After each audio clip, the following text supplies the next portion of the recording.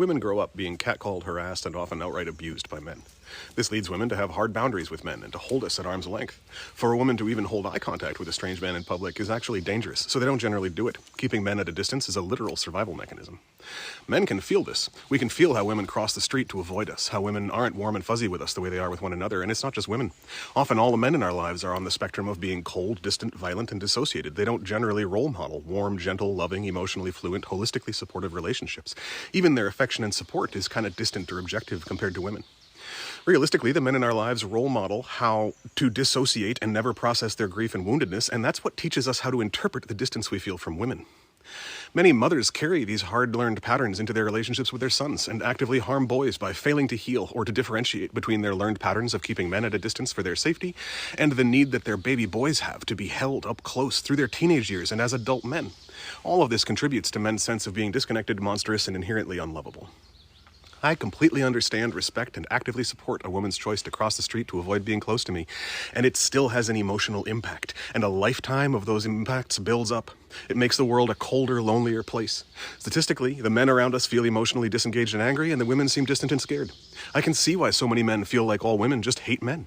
I can see how easy it is for men to fall into these red pill traps and really internalize this belief that they're predators, trying to catch or get women, because that's how we're treated our whole lives. It's easier to just put that persona on, claim that as an identity, and say, okay, sure, this is what a man is then. I'm going to be a pickup artist and never do my laundry and try and take advantage of women in every way I can while feeling victimized.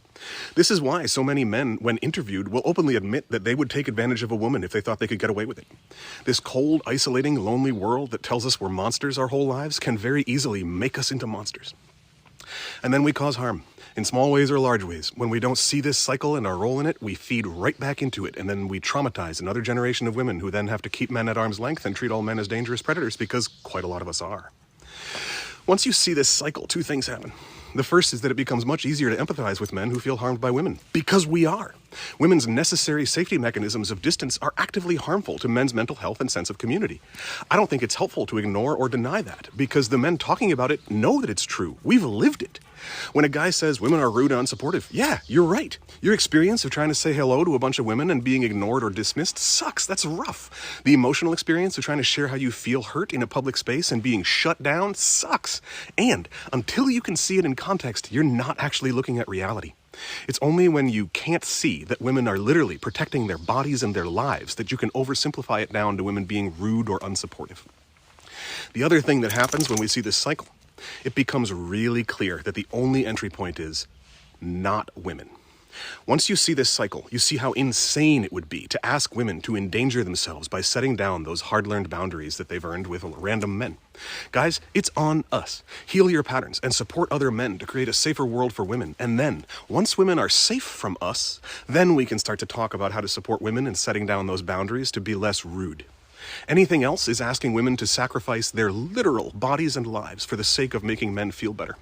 Men, until you understand this, you are not actually a safe person for women, and women's boundaries with you are justified and necessary. So men, let's talk about it. With each other. Fathers, talk to your sons about this. Guys, talk to your co-workers. When other men talk about how women are rude or distant or harmful, agree. Then contextualize it. Ground the conversation in the whole reality of that cycle, so that you're neither denying their real experiences of suffering, nor leaving them in a fictional, victimized fantasy world that will perpetuate the cycle.